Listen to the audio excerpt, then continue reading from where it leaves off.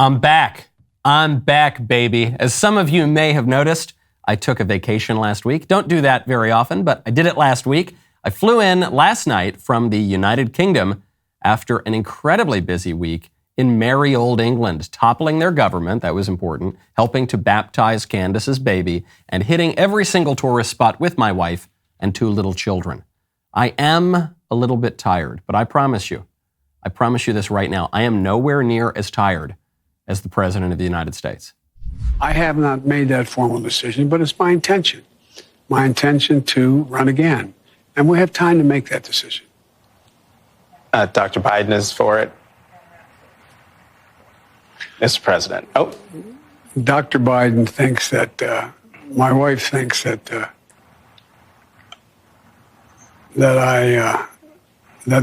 we're doing something very important. The media have been metaphorically propping up Biden for years. They are now literally propping him up as he appears almost to doze off on camera. You are seeing this desperate propping reflected right now in the polls. As the midterms approach, now just over 2 weeks away, the polls are all breaking for Republicans.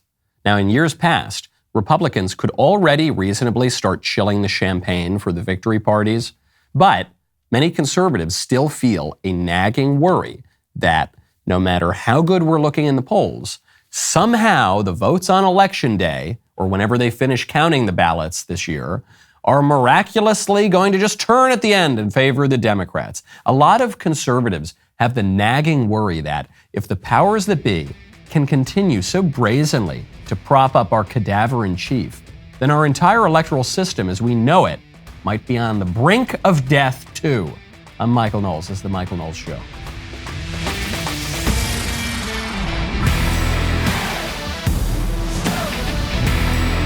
Welcome back to the show. My favorite comment yesterday is from Michael Storman, who says calling the January 6th committee a kangaroo court is an insult to kangaroos. Absolutely true. And the kangaroo court and the constant vilification of half the country as semi-fascist and illegitimate and all the rest of it, that is why conservatives in particular don't have a ton of faith in the electoral system right now, because we're consistently told that our views are not legitimate. They have no role in our sacred democracy. To save our democracy, you got to get rid of half of the country. And then we saw all the shenanigans in 2020. And so we say, yeah, we're doing great in the polls right now, but will that matter on Election Day? Or is our republic dead? Is it dead like all of us will be one day, which is why you need to check out Epic Will. Right now, head on over to epicwill.com, use promo code Knowles. What does your family believe in? Faith? Church on Sunday? Do you believe in serving? Do you want to vaccinate your kids, give them the Fauci ouchie? Do you want to say, no, I don't think so?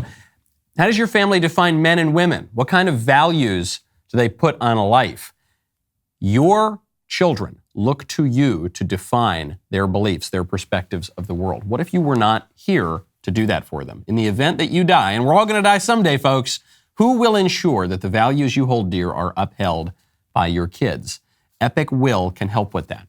A will lets you determine who will raise your kids in the event that you die before you're done raising them.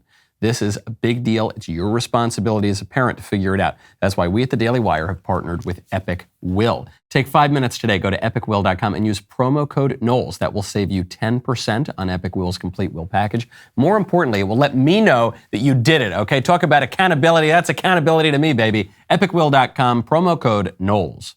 The polls are looking great. What a great way to come back into the United States. I look at the poll in Pennsylvania right now. Dr. Oz is leading John Fetterman by 4.5 points. And I have made no bones about my views on Dr. Oz. I think he is an extremely weak candidate. I think he's a big squish.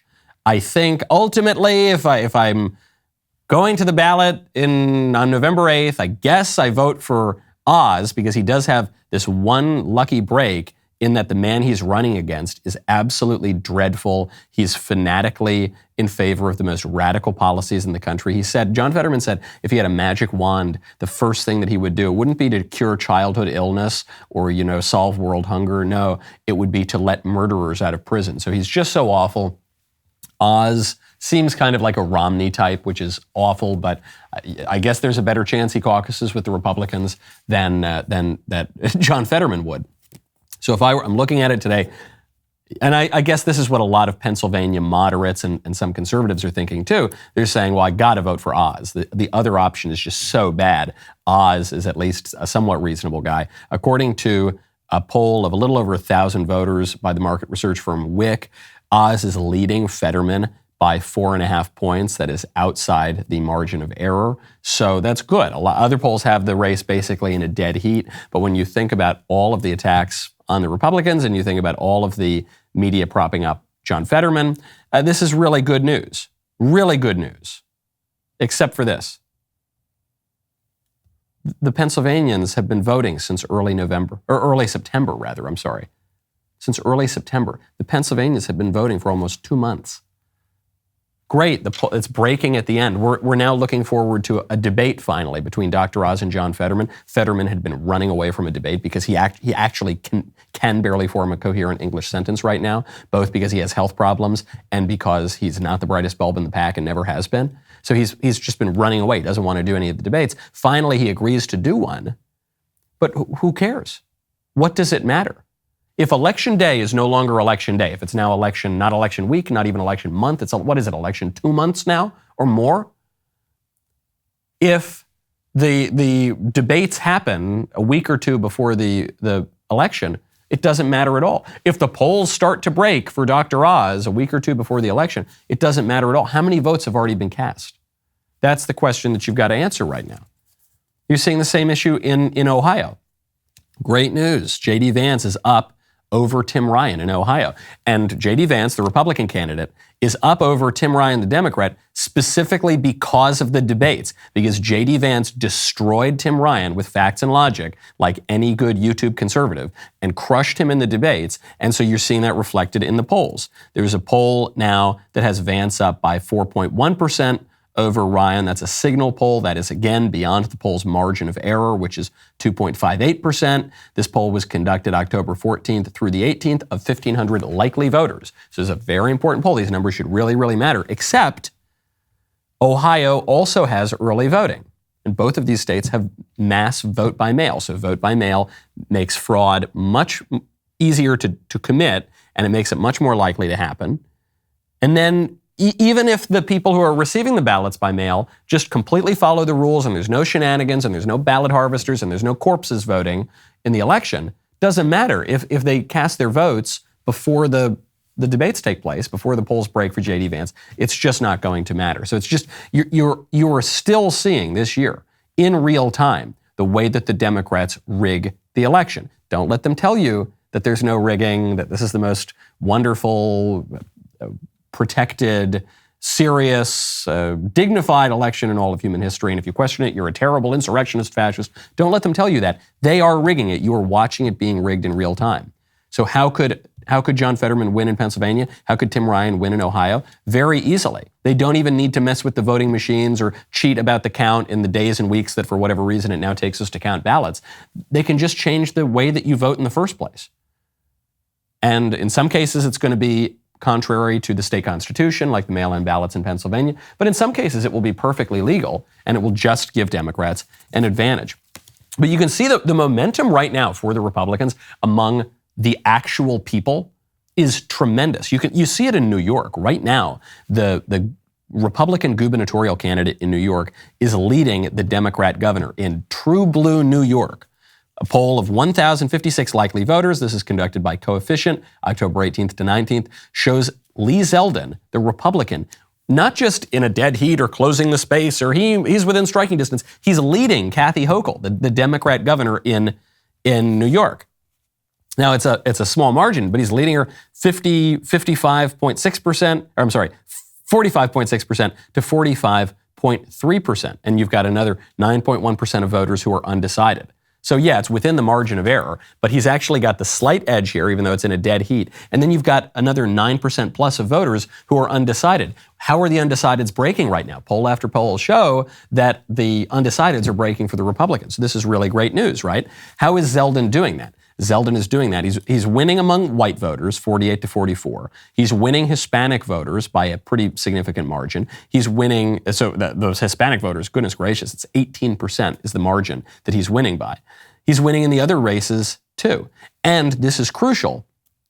Zeldin is not winning the black vote. The black vote is very firmly in the Democrat camp, but he's pulling 18%.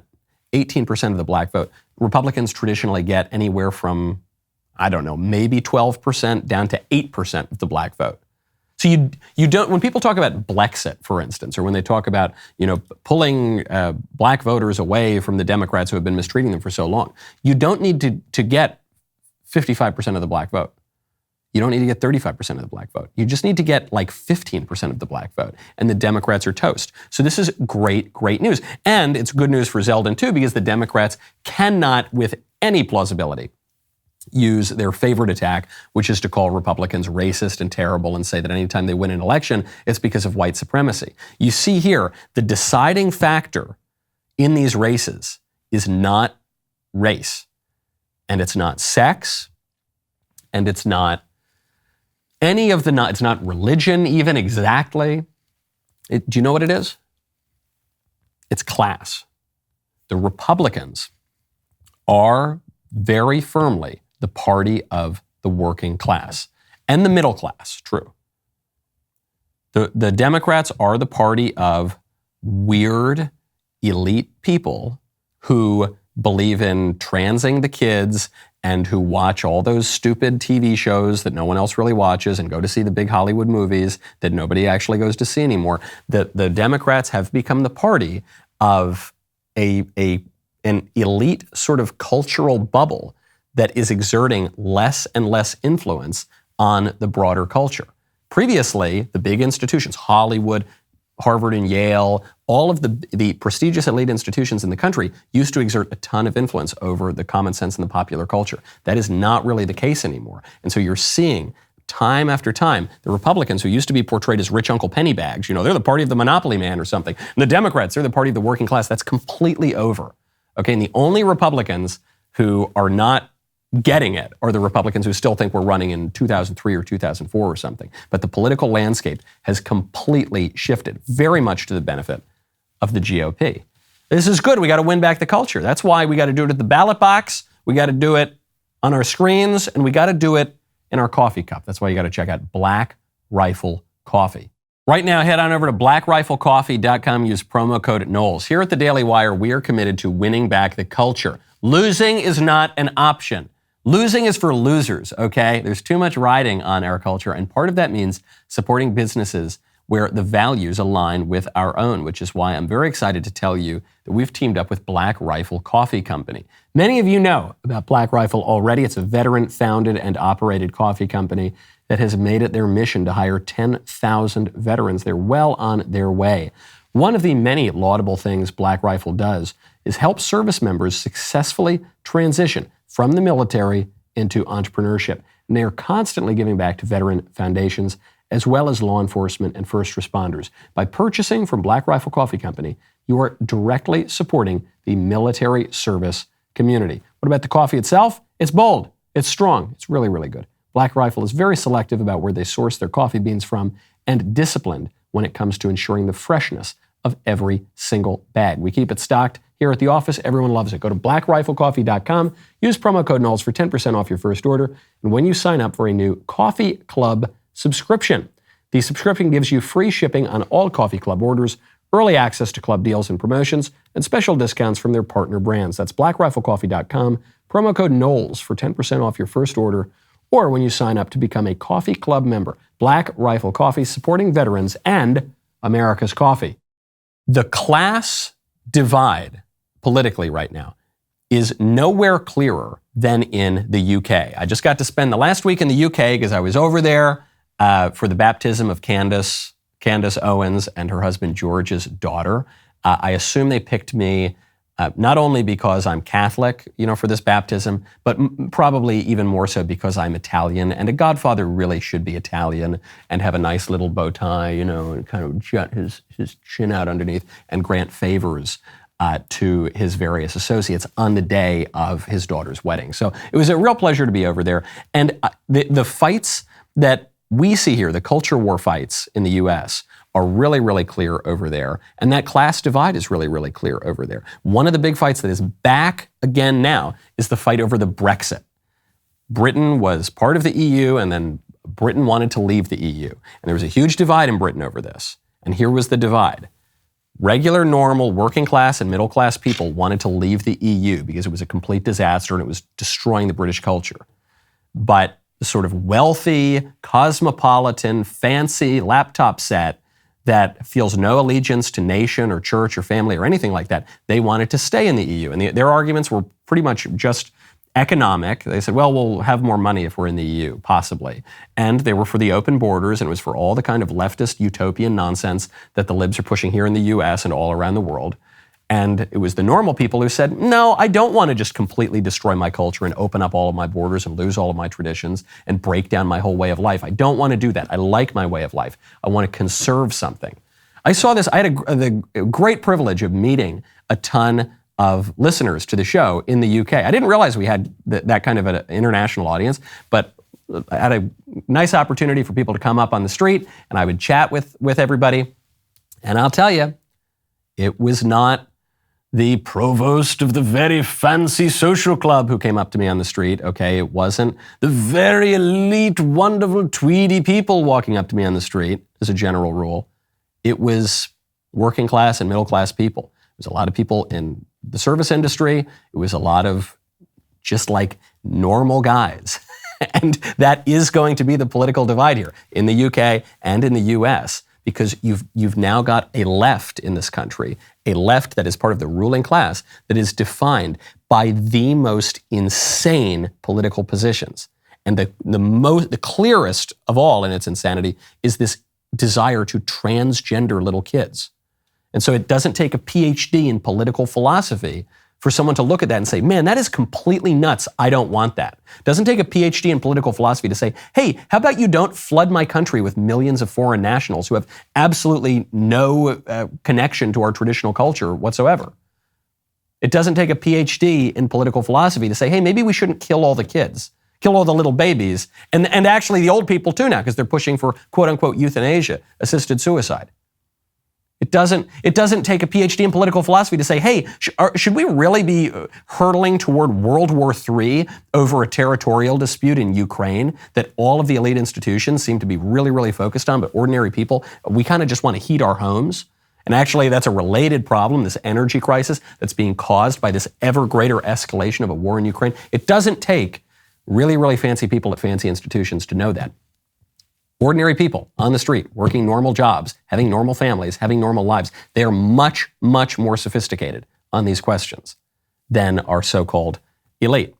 I think this played a huge role in why the UK government fell last week. So I'm not saying I had anything to do with it necessarily, all right? But here's what I'm saying. I land in the UK, immediately the Prime Minister resigns. She knew there was a new boss in town. Put my little bow tie on, do my Churchill impression, walking over to 10 Downing. Liz Truss, who had just been elected, she probably hadn't even finished moving in to 10 Downing Street yet. She resigned after just 45 days in office. That is just slightly over 4 Scaramucci's, okay? That is a very, very short period of time. Now, she was a Tory, and she still is a Tory, she's not dead, She is nominally a conservative, but the problem is the British Tories, the British conservatives, are not actually conservative. They don't conserve anything. This isn't to be some cheap shot at the Tories and saying they should move a little further right.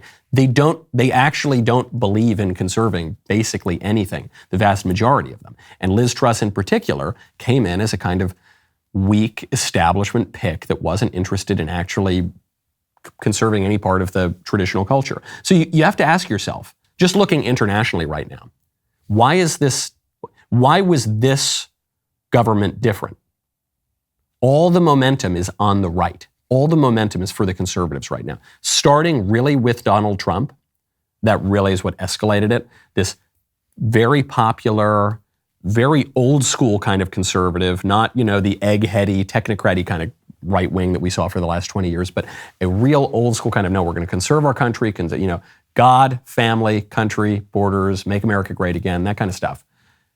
You get it with Trump. You get it in Italy with Giorgia Meloni. You get it in Ukraine with Viktor Orban. You just had elections in Sweden that went much more right-wing. You're seeing this bubble up throughout the West. So why is it that the UK, when they elect a conservative government, it falls within 45 days?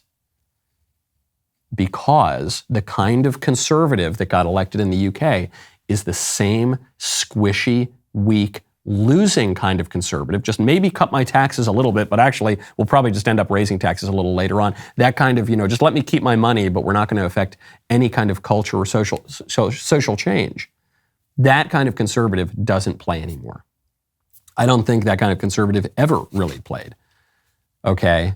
That's the kind of conservative that the libs always wanted us to be. The libs, they like the Romney kind of conservative.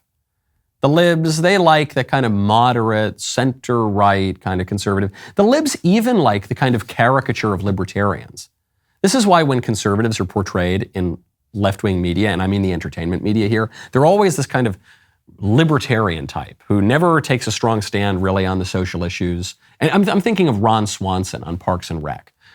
Just kind of let me do whatever I want, you do whatever you want, and that's all we're going to do. And we're not going to, I'm not going to push my views on you, and you're not going to push your views on me. We're just going to, we're all going to cut taxes, and we're all going to have a little bit more money, but we're not going to say anything about the culture or the country or conserving anything. That's the kind of conservative that the liberals want, because that kind of conservative doesn't pose any real challenge. Mitt Romney, they fought against him, they beat him in the election in 2012, but Mitt Romney never threatened the left's agenda, ever. Donald Trump did. That's why they're still trying to arrest the guy, okay? That's why they're doing everything they can. In 2020, they did everything they could to prevent people from electing him again. And in 2024, they're doing everything they can to keep him off of the ballot. The kind of conservative the left fears is the Trump kind, the Giorgia Meloni kind, the Viktor Orban kind. Look at the UK, the Nigel Farage kind, the Brexit kind, the sort of, no, we're not going to accept your stupid status quo, albeit with slightly lower taxes. No, we're going to upend the status quo. And we're going to upend this absolutely desiccated, decadent status quo of the liberal establishment to return to what made our countries great. And it's basic stuff. It's at least simple enough to understand. It's God, it's family, it's your traditions, it's your culture, it's your community. That's what it is, okay? And so Liz Truss didn't get it, and so she's the lone conservative who gets booted out on the Western stage. Okay, I hope that the Brits have enough sense to run a real conservative for that position next time. They probably won't, though. The libs want us to present ourselves as that just kind of disconnected party of cutting taxes and eggheads looking at spreadsheets. That's what Joe Biden is still talking about that. Joe Biden is still talking about politics as though it's 20 years ago, which is no surprise. He probably thinks it is 20 years ago. He's still referring to Republicans as the party of the monopoly man. They're not going to stop there. They're going to do big pharma's bidding to repeal my plan to allow Medicare to negotiate prescription drugs prices. We pay the highest in the world. And in doing so, it's going to raise drug prices. And they're going to raise big pharma's profits. They're doing fine, big pharma. They're not hurting at all. And they're going to raise your health insurance premiums. It's mega, MAGA trickle-down. Mega, MAGA trickle-down. The kind of policies that have failed the country before and will fail it again. And it'll mean more wealth to the very wealthy, higher inflation for the middle class. That's the choice we're facing. That's why I think that we're going to do just fine. Thank you.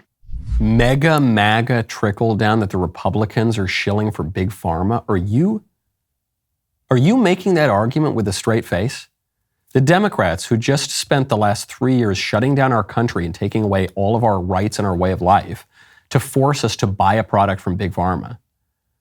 And the Republicans, whenever the Republicans say, hey, actually, I don't really trust Pfizer. I don't actually trust Moderna. Those Republicans, they are deplatformed, they're kicked out of school, they're fired from their jobs, they're prevented from interacting in society. You're telling me that we're the party of big pharma? What planet are you on, Joe Biden? It's exactly the opposite. the MAGA trickle-down. The Republicans are running on tariffs now, okay? The Republicans are running on waging trade wars with China.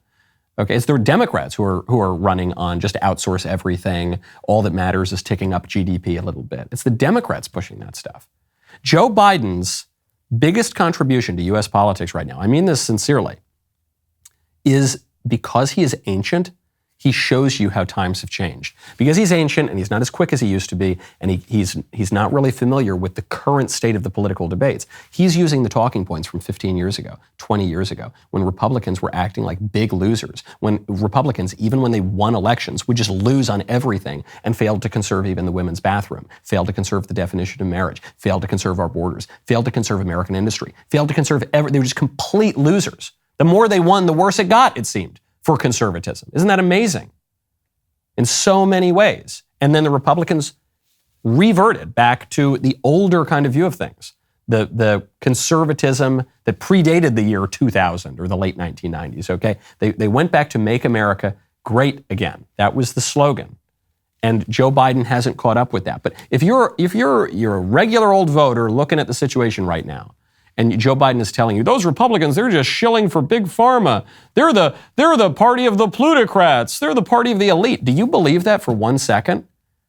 No, it's just so offensive because it's so manifestly not true. In reality, the Republicans, the conservatives broadly in the West are not the party of the monopoly man. We are not the party of MAGA trickle-down, whatever that means. We're not even the party of put the economy first. We all want a flourishing economy. We want to grow jobs. We want prosperity. But that is a means to an end, okay? We don't want to make an idol out of that. We don't want to worship mammon. Things go very bad when you do that. We want a flourishing economy for the purpose of a flourishing society. And in a society where we're castrating poor little kids and pumping them full of cross-sex hormones and killing a ton of babies and getting rid of all of our borders and outsourcing all of the American industry that is not a flourishing society. And even if GDP ticks up a little bit, and I'm not convinced that it will, that is not a justification for it. That would be putting the cart before the horse. In reality, what the conservatives are right now is the party of common sense.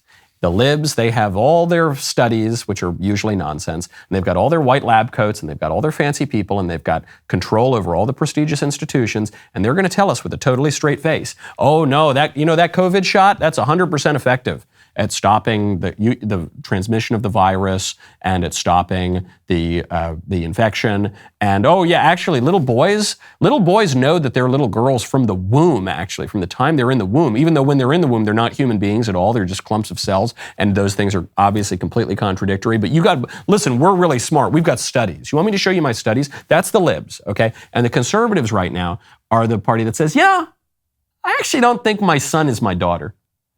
Call me crazy. I think maybe we shouldn't have those millions of illegal aliens pouring into our country. Maybe I don't even have a really reasoned out, eloquent argument. I just think, it's not a good idea. Maybe we shouldn't have drag queen story hour in kindergarten.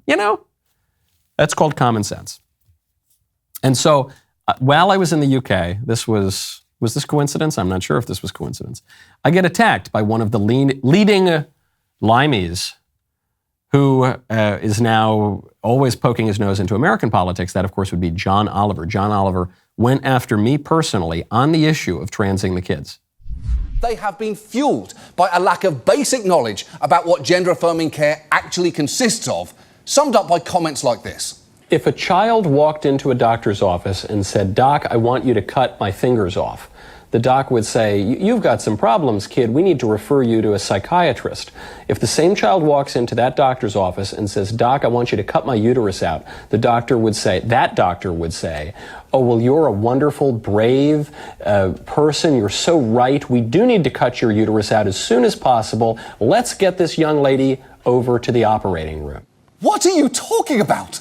Absolutely every bit of that is unrealistic, from the fact that no one in this country has ever been able to have one conversation with a doctor without first discussing insurance, to the notion of a young child using the term doc. Why is the fictional child in this bullshit scenario using the same vocabulary as a chaotic rabbit from the 1940s? None of this makes any sense. None of this makes any sense there, isn't it? Ha ha ha. So his answer to my objection to the doctors transing the kids, his objection, or his reaction to that is to make a joke about how we should have socialist healthcare and to make a joke about Bugs Bunny. And frankly, those are the strongest arguments he had against what I said. Now, he went on and tried to muster something resembling a coherent argument. So what's my position? My position is that healthcare institutions, at the encouragement of the culture and the state, by the way, going all the way up to Joe Biden, all the way up to the federal government, are encouraging little kids to undergo gender transition, which involves bodily mutilations. It involves the injection of chemicals, popping of pills to castrate themselves, often to sterilize themselves, to make them look more like the opposite sex. That's my argument. I'm saying that's bad. And John Oliver said, that's not really happening. To hear some tell it as soon as a child declares themselves trans, there is an immediate, irreversible surgical decision undertaken, and there just isn't. So let's break down exactly what gender-affirming care consists of, because in younger children, it can mean nothing more than a social transition, like calling them by a new name, or giving them a new haircut, or clothing, or providing them with psychological or behavioural supports. Because to be very clear, prepubescent children are not eligible for medical interventions. Now, at the onset of puberty, an adolescent and their family might consider puberty blockers, hormones that delay puberty. There we go. Oh, wait. Oh, he just kind of undermined his whole argument. Because he said, no, this is not happening. This is not happening. My British accent has not improved while I've been in the UK, so I'll just go back to I'll go back to every British accent just being Paul McCartney. John Oliver says, this isn't happening, actually. Yeah, this isn't happening. It's not, no children are being transed or anything, okay? No prepubescent children are going on puberty blockers until they hit puberty, then they go on the puberty blockers. Yeah. Talk to John and George and Ringo about that. Obviously, children who are not about to hit puberty don't need to go on the puberty blockers in order to block puberty, because they're not going through puberty. But little children who are about to begin puberty are being put on these puberty blockers. And it's not just a fringe case, and it's not just one weird story here or there. This is being pushed nationwide, and it's being pushed by the federal government. And it's being pushed by the very confused mentally ill man, Dr. Richard Levine, who thinks that he's a woman and who is pushing his own sexual hang-ups on poor little kids. And he's encouraging them to take puberty blockers and to take cross-sex hormones and to have gender mutilation surgeries, all of which fall under the umbrella of gender-affirming care, according to these absolute ghouls and these child abusers and these perverts. That is all happening. And John Oliver is making the argument, as the left always does, this isn't happening and it's good that it is. That's what this isn't happening, and it's really, really good. We're not rigging the election, and it's so good that we rigged the election. If you say we rigged the election, you're an insurrectionist terrorist. Here's a 3,000-word Time magazine article telling you how we rigged the election. We're not transing the kid. Nobody is pushing for abortion on demand without apology, and it's good that we have the right to abortion up until the very moment of birth. Nobody's transing the kids, and kids need this gender-affirming care. Well, this doesn't affect this only affects older kids, but we have to put them on puberty blockers. 25-year-olds don't go through puberty, guys.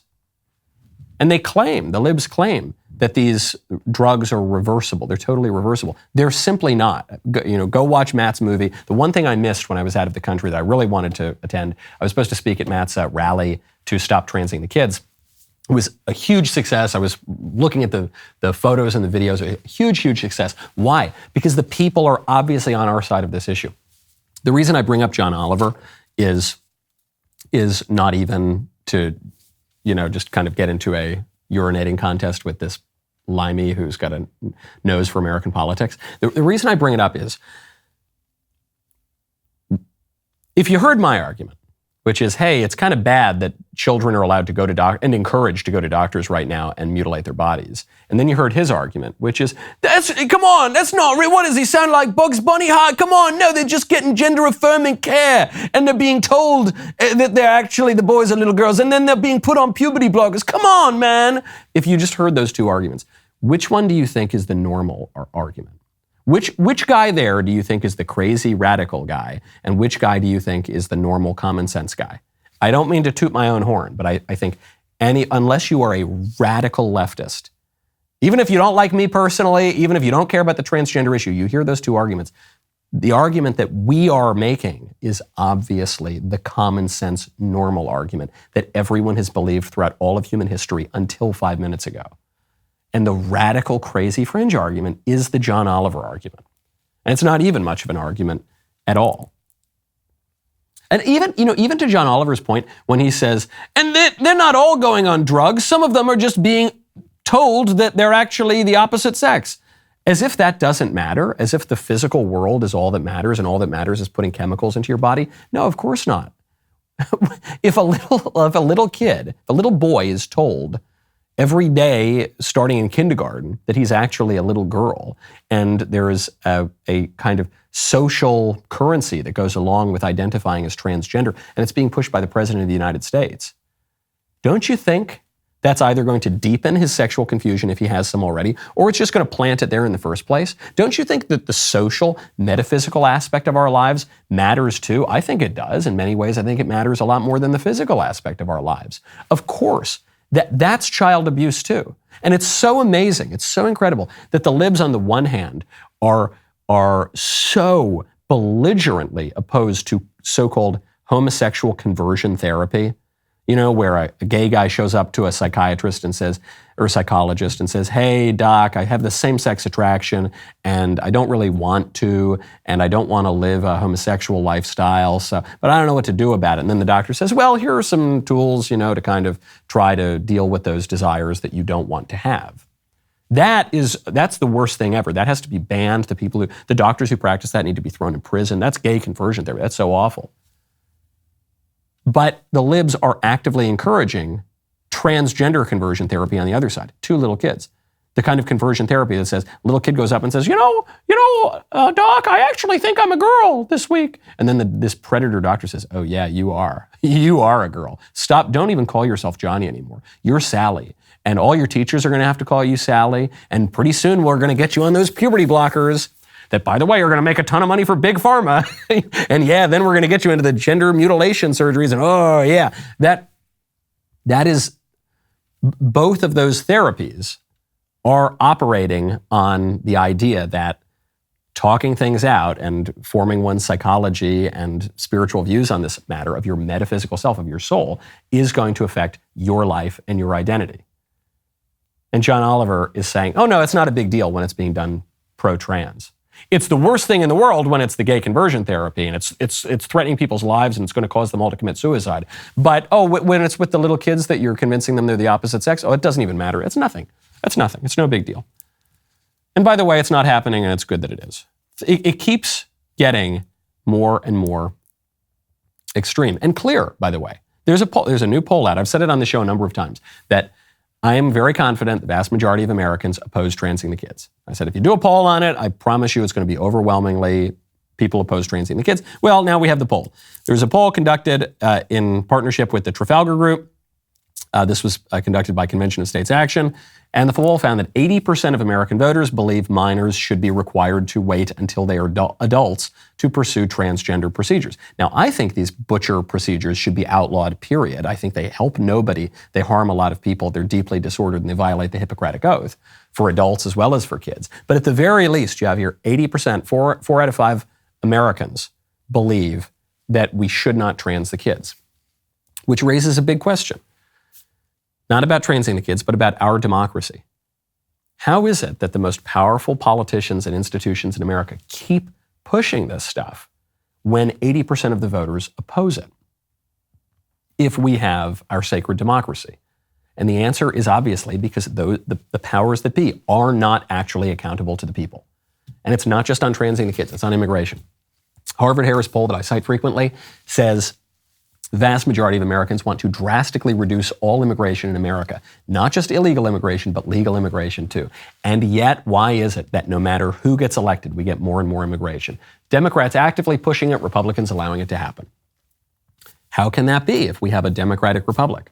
Well, it can only be if the powers that be are not actually accountable to the people. The corporations pushing this nonsense are not accountable even to the market forces, and the politicians are not accountable to their voters. But that first part is important too, because we often hear, well, and this is from the more libertarian style conservatives, they'll say, yeah, that government, it is corrupt. You're right. Those politicians, they're not actually that accountable to the voters. And that's why we need to defend the free market, and we need to defend the corporations to work out in the marketplace exactly how the Americans want to live. But that's not actually how it works. One, there is no such thing as a perfectly organic, free marketplace. There is always a political authority that sets the rules of any marketplace, a physical marketplace or this kind of metaphorical marketplace. But furthermore, we know 80% of Americans hate this stuff.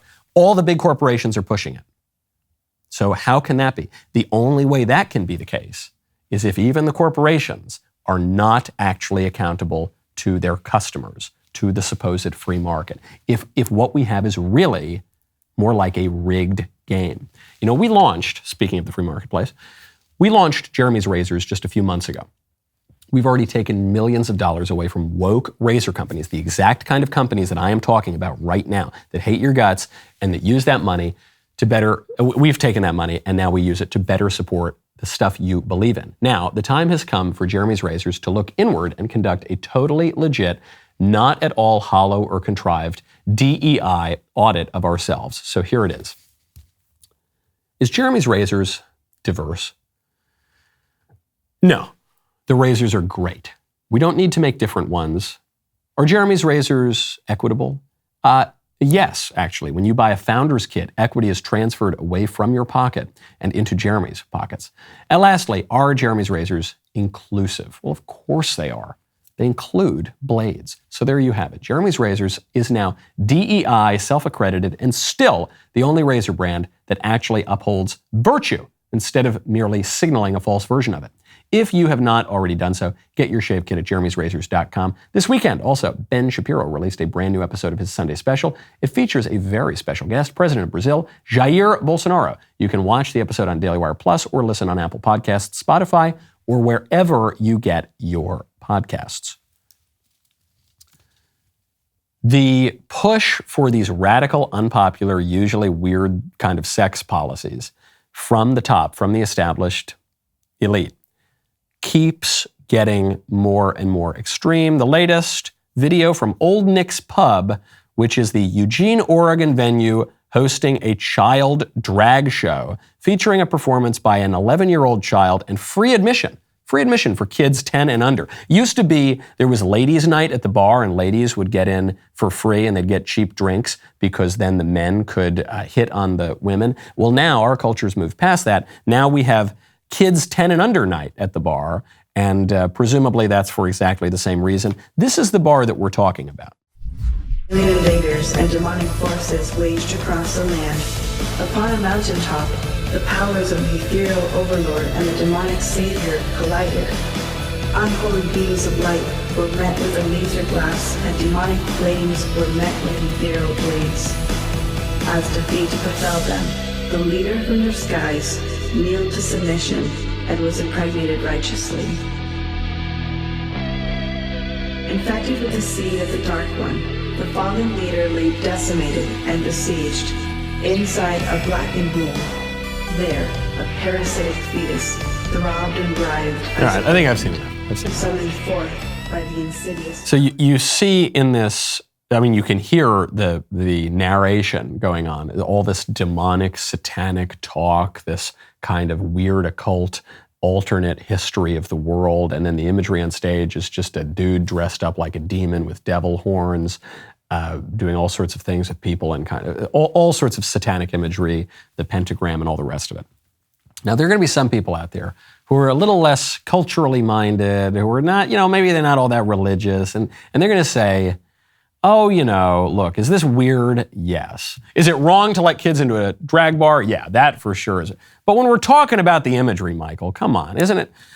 Are we really going to have another satanic panic here? I mean, does this really matter? Yeah, it's dumb, it's weird, but is it really evil? Is it really so bad? Do we care? I mean, it's all just kind of make-believe and pretend and just silly and random, isn't it?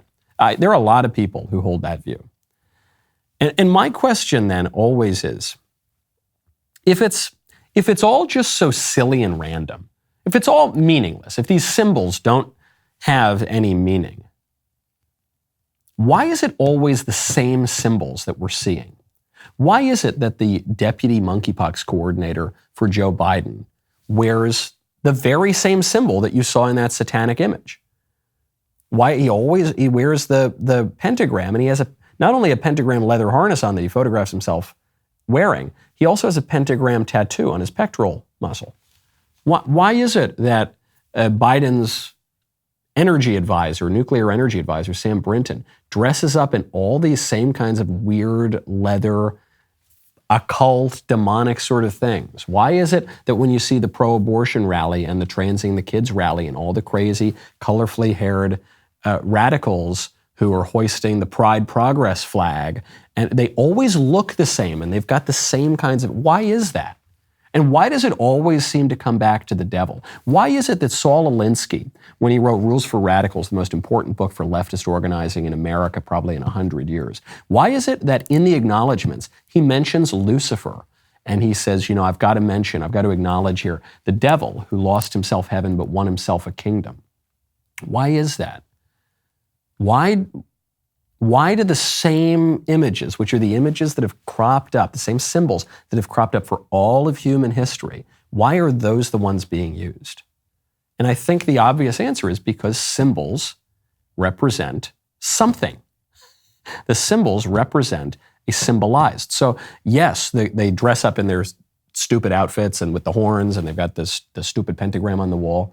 But why are they doing that? Because that physical representation is pointing to a metaphysical reality that is evil. It's just evil. It's bad. And we can't just throw our hands up and write it off and say, well, look, some people like images of angels and cherubim and God, and some people like images and symbols of the devil and the pentagrams and the transit. And it just so happens that the people who go to church on Sunday and do their jobs and get married and have kids and take care of their family and want a good country and vote almost always for the conservatives and don't want to destroy our entire society, those guys always just really like the kind of nice angelic imagery, and the people who want to kill the babies and trans the kids and open the borders and destroy our country, they, for whatever, just coincidence, so random, such a coincidence, they're always the ones with the satanic imagery.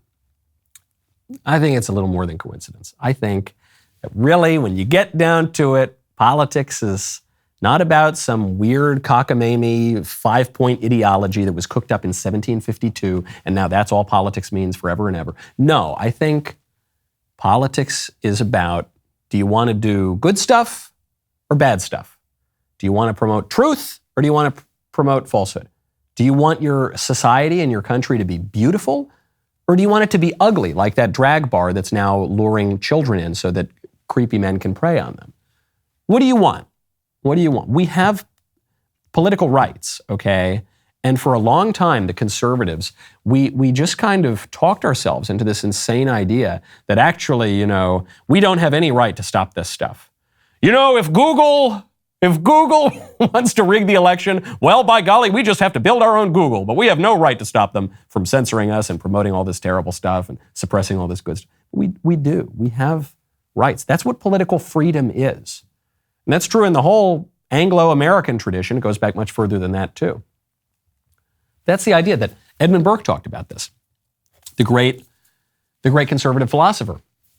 He said, there is an exalted freedom beyond just titillating yourself, beyond just asserting your individual appetites and desires.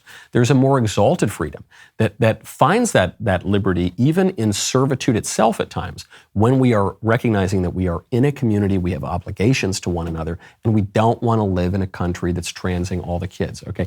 That is what conservatives are waking up to in America. That's what the Trump movement was about. That's why Trump, he didn't run on the slogan, make taxes low again. Make killing babies and chopping off genitals a private decision again. Okay, he didn't run on that weak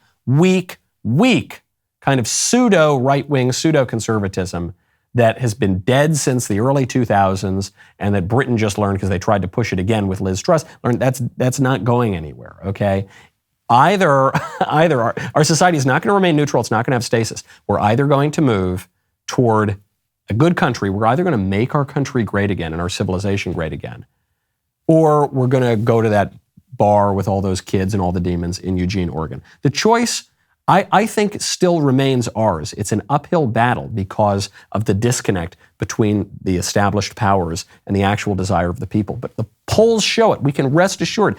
The people are broadly on our side. It is simply up to us to assert our political rights. Now, it's Music Monday. I'm so very glad to be here for Music Monday. The producers have chosen a song. I don't know anything about this song or this musician, but I'm going to give you my absolute highest, most sophisticated pop cultural analysis. I'm Wonder Mike, and I've come to say hello. I'm a rap mogul, a hip-hop maven. I'm just a culture vulture, baby. The rest of the show is continuing now. You don't want to miss it. If you're not a member, click the link in the description and join us.